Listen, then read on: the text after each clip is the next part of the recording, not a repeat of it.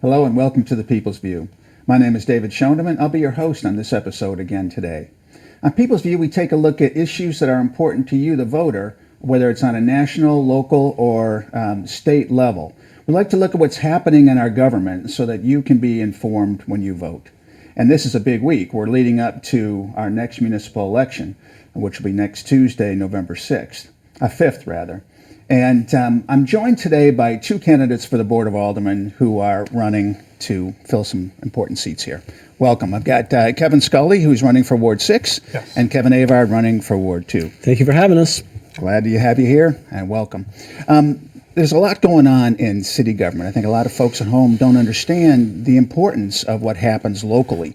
Both of you have served in Concord. You were a senator and you were in the State House. Yes. A lot of experience, but a lot of things that happen up there we don't see or feel on a day-to-day basis. But what happens here in Nashua, we see and feel on a day-to-day basis. Right.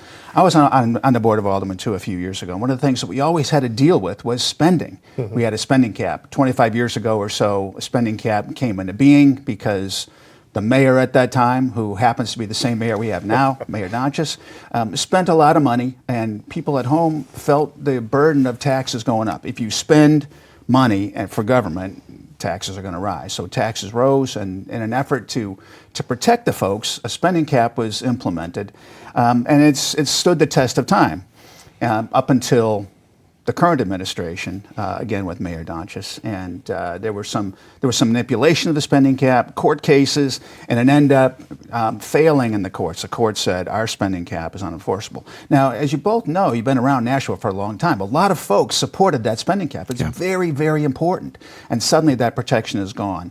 But you're running to try to make sure that the folks at home have an advocate on the board. Tell us about your candidacy and how it relates to the spending cap. All right. Well, thank you. Kevin Scully here, former state rep, as you had mentioned. And it was funny, I was up in Concord and we were sending money back to the city. We did understand what the city's needs were. The mayor was keeping us informed of that.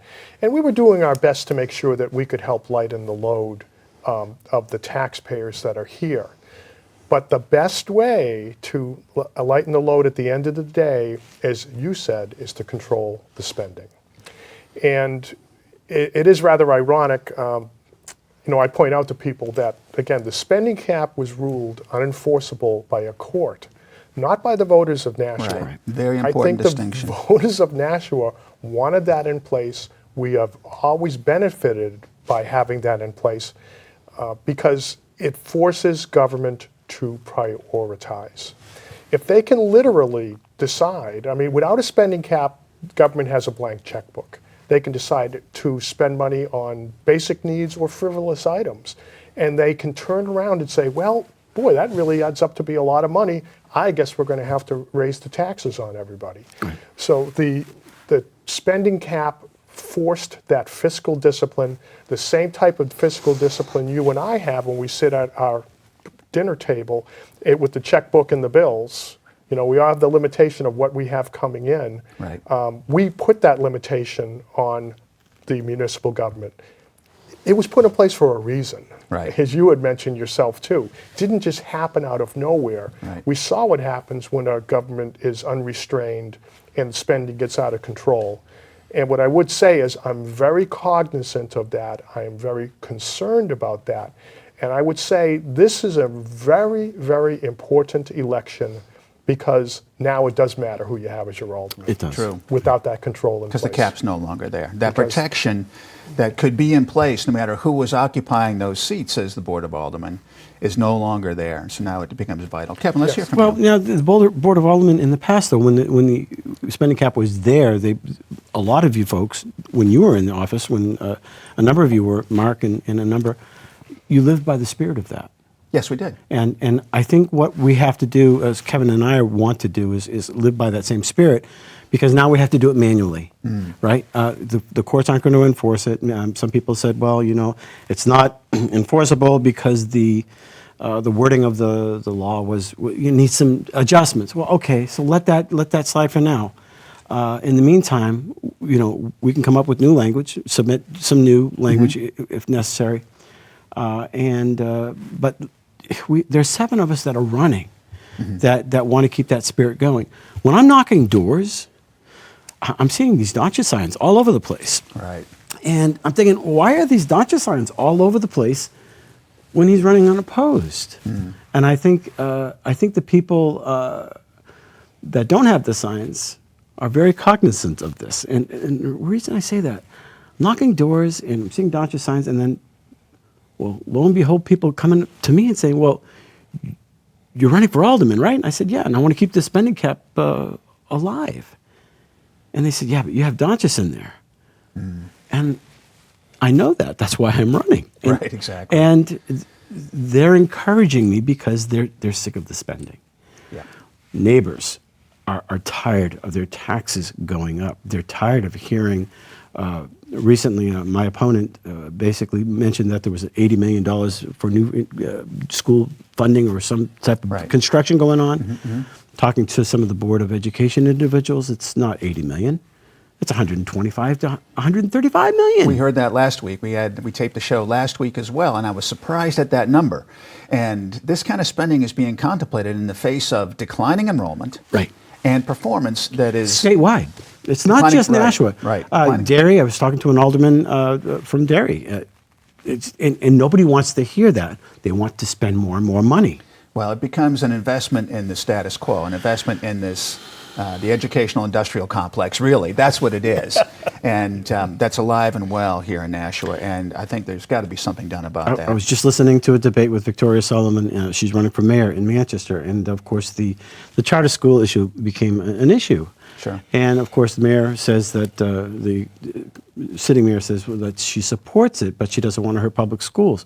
Well, that's a contradiction. Right. And it's disingenuous, and it's not serving the children. Why? They're not trying to serve the children. They're not serving the Serving children themselves. because the charter schools are That's right. public schools. Right. They are geared to individual learning rather than the Factory school. well, some would call it that. Mm-hmm. And I think when the kids fall through the cracks, then you have an opioid crisis because they don't fit into society. They're not getting into the mainstream. There are whole factors that go into this opioid crisis and people falling through the cracks. And when a child is going through school and is not getting the education that child needs, they're going to get attention somewhere else. Right. It's going to be a video game or it's going to be something else, and they're going to be disenfranchised. And that is wrong. Right. And so I think we need to look at the whole education system as a whole. But it's not just a new building, especially when enrollments are down. So I think people are very concerned about their property taxes. They're concerned about bullying in school. They're concerned that they're not being heard, and there's just like a one-party system here in Nashua, and nobody's listening. That's essentially it. And I think that taxpayers, one of your constituents will have an opinion A or B, and you have to vote on something A and B. Some are going to like A, some are going to like B, and you're not going to be able to satisfy every single person. No. Right. It doesn't work that way. It's impossible. I found that, of course, when I was an alderman too.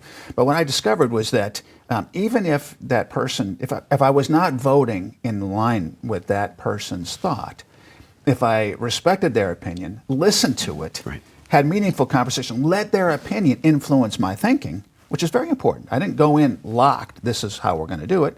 I wanted to hear from folks what they thought we should do. And I think that if we show that respect to them, if we listen, if we respond to their needs, then even if we don't vote their way, we can still have their support. Because I think people realize that we can't do both A and B in that particular example. Kevin, I think you and I both learned that from being up at the State House is that when you're in a committee, you're listening to all sides. Yes, absolutely true. Right. And I think it's important to ask the right questions as well. One of the things I noticed from going to some of the Board of Aldermen meetings is actually how few questions are being asked now. It's usually they're putting forward a proposal, somebody will second it, there is no discussion, and everybody basically votes they just yes. do it. Yeah. And, at the end of the day, I'm not even saying that most of the decisions they're making are wrong. What I'm saying is that I think it's very important that critical questions be asked so that we can really be sure that we're doing the right thing here. And the voters at home know that we're doing people the right watch thing. those meetings on TV. It's a wonderful service that Access Nashua here provides. All these meetings are televised. Yeah. And folks at home do watch. And the conversations that we have there, even if we had thought about it a lot in advance and we knew kind of what we wanted to do, those conversations that we have on camera are very, very important. And people need to know that we're actually thinking about these things. When I was on the board, it was not uncommon for a meeting to go 2 or 3 hours. If it was budget season, I looked at the clock. Sometimes it was over the clerk's desk, and would be heading towards 10:30, sometimes in the evening. That's a long night. It's a long night, and we'd come back and do it again the next night. Those meetings were very long. What I hear from the guys who run the cameras now for those meetings is that 15, 20 minutes, they're done. And that's not good. That's not serving service the to the public. people. That's That- not serving the people. Well, I think part of the reason probably why you had to work so hard was because we had the spending cap in place and it forced people to prioritize with a limited resource. Yeah. Once that restriction is gone, it is so easy to just say, well, you know something, that's hard. Why don't we just do both? Just stack one I thing think on top of the other. Kevin tapped into one thing that's really important. When you're in government, asking the right questions is key. And sometimes you have to ask the crappy questions. You have to ask the hard questions. You know that you're going to get either resistance from the mayor or other aldermen, but you still have to get up there and ask them. Why? Right. Because you represent your neighbors. You represent the people. And when you ask those tough questions, you got to gruel through it. And that's why your meetings were longer. If everybody's just voting in lockstep, which seems to be the trend. Happens a lot, yes. In Nashua, then, the people's voice isn't being heard. No, we have to have conversation, and it isn't that we're going to necessarily make the vote go our way. Right. But by virtue of the fact that, even though I was in the minority on that board, by virtue of the fact that we had different thoughts represented, there was the opportunity to ask questions. Right. And when there's questions, opportunity to ask them, I'll ask the question, and I think you guys would too, because that gets a conversation going. And you know what? Folks at home are going to understand the quality of the answer that's given to the question, even if the vote doesn't change. Right. When you ask a question, why are we doing this? And the answer is, well, because, folks at home are going to know that's not a satisfactory answer. Well, I'll give you an example of one thing that happened at one of the Alderman meetings that I was watching.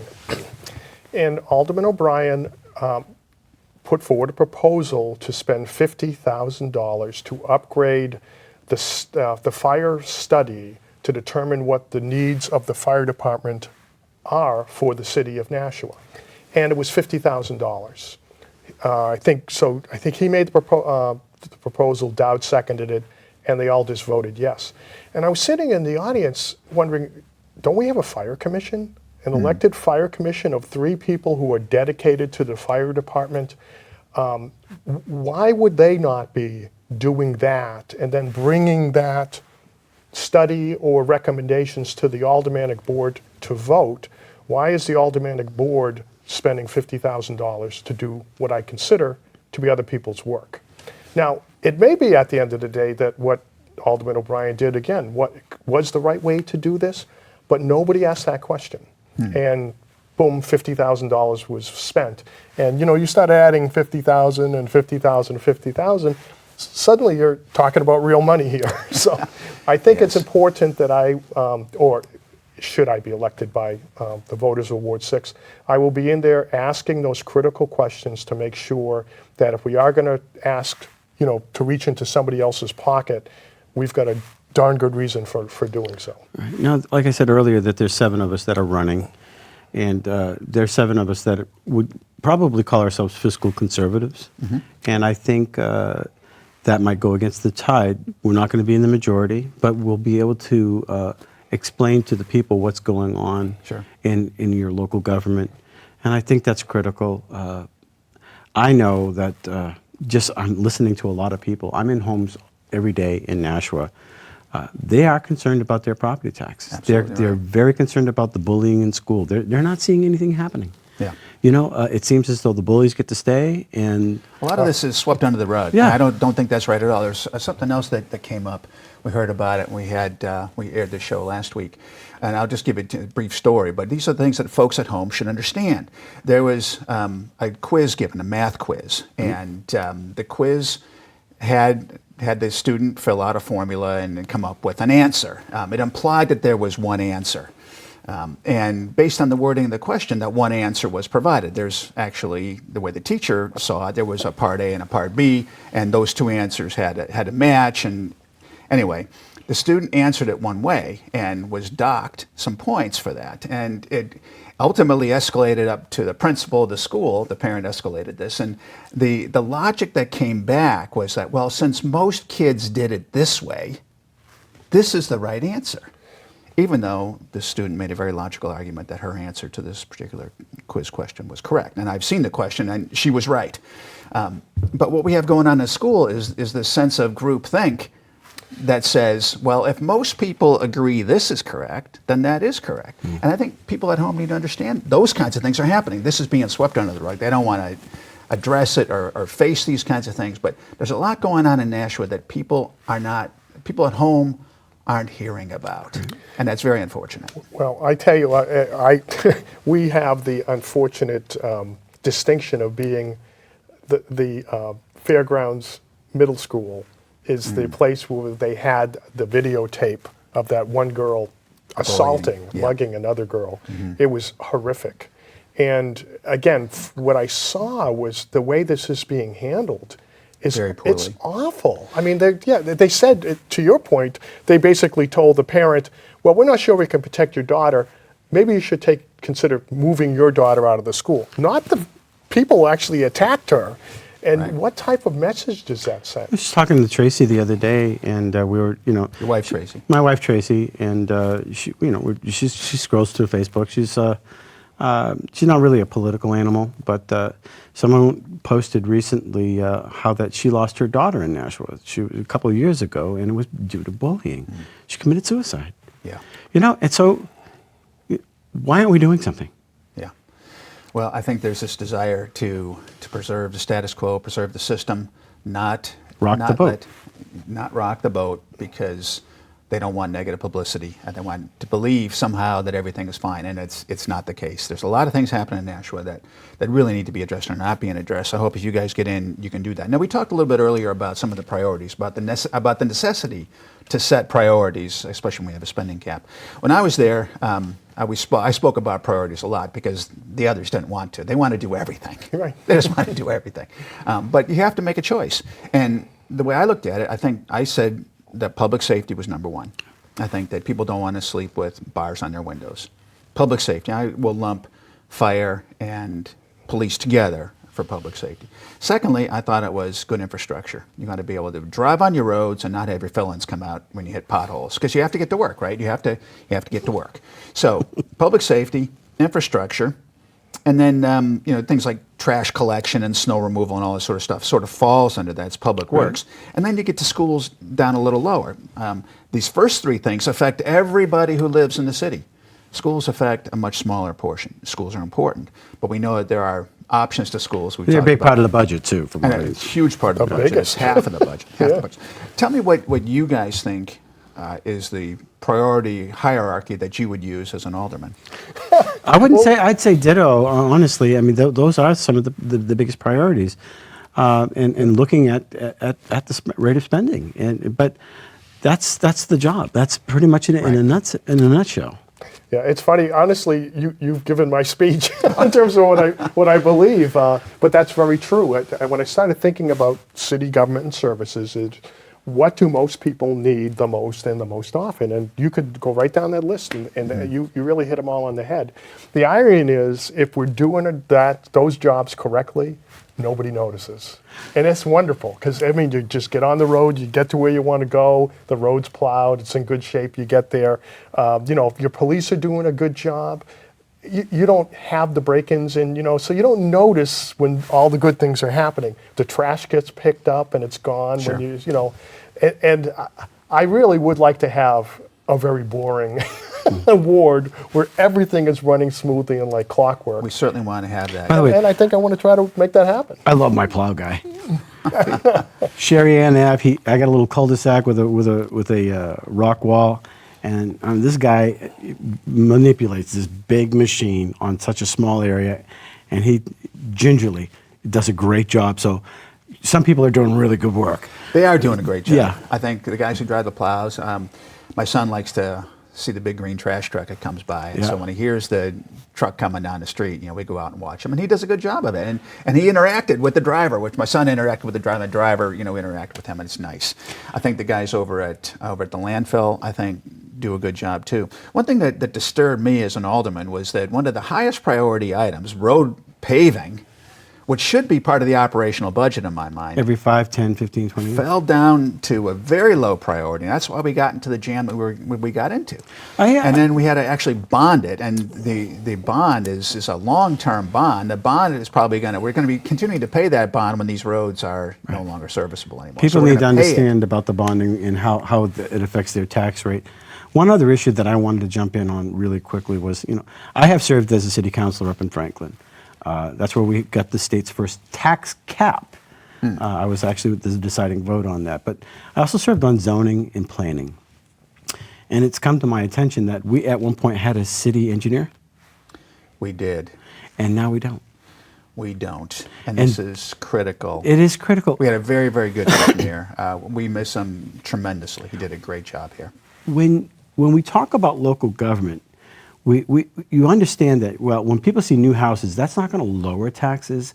That's going to create a need for more services. So when you see these high rises going up, more services are going to be required for those new housing. Mm-hmm.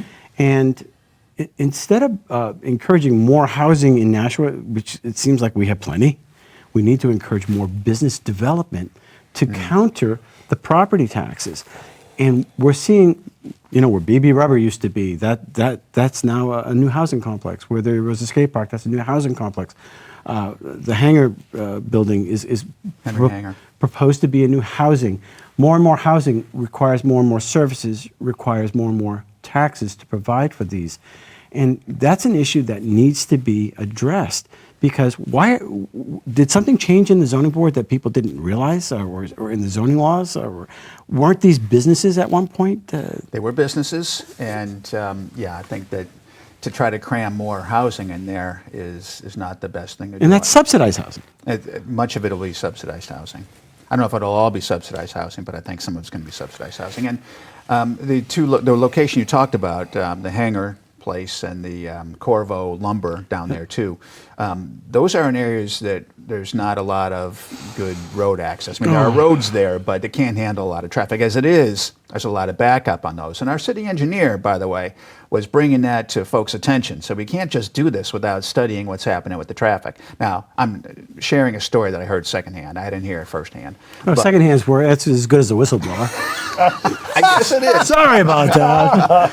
Right, it is. So it's secondhand knowledge, secondhand story. But my understanding, and I certainly can believe it, knowing the engineer that was here, that he was very concerned about the city growing in a manageable way and doing the right thing. Mm-hmm. And I think that his effort to analyze before jumping forward met with some resistance at City Hall, and that's why he's no longer here, which is really unfortunate, because we've seen a lot of things happen in the city where there's a jump and then an analysis. I think the Burke Street property is one.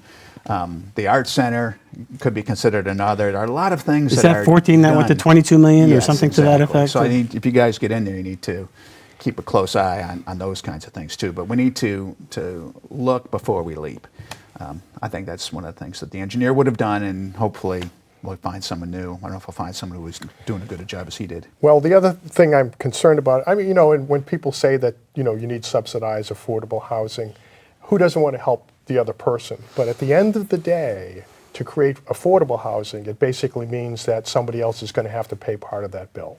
Right. And what I don't want to have happen is our current homeowners, in order to create somebody else's affordable housing, make their housing less affordable. And that's what I'm concerned about. Especially, with a lot of problems with the assessing department these days. Yep. There's I was a- going to bring that up. So It's what's a- going on with that? We got another $1.3 million worth of that the city is paying for new assessments. When I hear about new assessments means they're going to come into your house and they're going to raise your taxes, and only one alderman one alderman, and it wasn't Rick Dowd, voted against it. Yeah. Now, Rick Dowd is running against me, or I'm running against him. But it's like, why? Why are you doing this? Why are you punishing the landowners here in Nashua, or the property owners? Why are you punishing them and reassessing their properties? And what happened with all that? Why wasn't it done the right way the first time? You know, there were a lot of problems, and we have a citizen here in the city who is really doing a lot of investigation into that, and I think we haven't seen the end of that. There's more news to come. But the money's being spent on this new assessment, and it really should be spent on getting better management in there, I think, to really manage this department. Guys, we're almost out of time. We mentioned the fact that there are seven candidates for 7 different seats. Board of Aldermen, of course, is 15 seats. There are 9 seats, ward aldermen, and there are 3 at-large that are being challenged now, too. Not challenged in case of the at-large, but let's run through the wards. Ward 1, we have Mark Cookson. Mark Cookson running. He's got great experience on the board. He's very responsible to taxpayers, very responsive to taxpayers, and he's going to do the best he can. Very analytical in his thinking. Very analytical. He knows how to manage the systems and how to manage. Ward 2, Kevin Avard. Yay. Ward 2, Kevin Avard. Nice going. Excellent. Ward 3, unfortunately, is unchallenged. Ward 4, we have Art Craffey. Yeah. Who's offering a new voice. He's been on the Board of Aldermen as well in the past. I think he brings that experience. He would be good. Ward 5, we don't have anybody. No. Ward 6, we have Yours Kevin truly. Scully. What does your sign look, Kevin? Real quick. Oh, okay, thanks. Folks, you've seen in Ward 6, you've seen these signs. It's the little This is the sign. man we're talking about right here. Yeah, it's an open seat basically because Yeah, our good for you. alderman's stepping down, so I'd love to step up. Ward 7, That's Drew Sullivan. Drew Sullivan. Drew Sullivan. He's a vet. He was in the military, if I understand that correctly. Yep. And I think he brings a strong desire to serve his fellow citizens. Very, very important. Ward 8. Dave McLaughlin. We have Dave McLaughlin, Dave right? McLaughlin. Another experienced alderman. I think he'd be great on the board. And Ward 9, we have Bill Bill Ohm, Ohm. And also I- someone who's experienced in the I state wish house. Bill Ohm would have run for mayor. This is the most qualified guy that I know, and is very level-headed, very analytical, and a very kind guy. Right. But vote for him. And Board of Public Works, my wife Shannon Schoneman is Hey. running, and I joke about wanting dinner, to have to put in a plug for her, but she's very responsible, and I think the Board of Public Works needs to have more of a voice there too. Folks at home need to know they're represented there, because that's another rubber stamp kind of a board too often. We don't want that to happen. So Shannon Schoneman for Board of Public Works. Don Davidson, right? Don Fire- Davidson, Fire Commissioner. Yep, he's former mayor, very experienced in the city. yeah. Yep, I think he'd be a good choice there too. And of course, we have our school board. We've had school board folks on before. They have a whole slate of people there. Again, we need some balance on the school board. Exactly. So anyway, thank you very much for coming in. I really appreciate it. Best of luck next week. We're going to Thank be hoping and praying that there's a change in the city of Nashua. It's going to be up to the voters to make that happen. Exactly. But thank you very much. Thanks for having Right. us. Glad to be here. And folks at home, thank you for watching too. Thank you for tuning in. My name is David Schoenem, and you're watching The People's View. Please get out to the polls next November 5th, next Tuesday, November 5th, to vote for your candidates who will represent you in City Hall. Thanks, and we'll see you next time.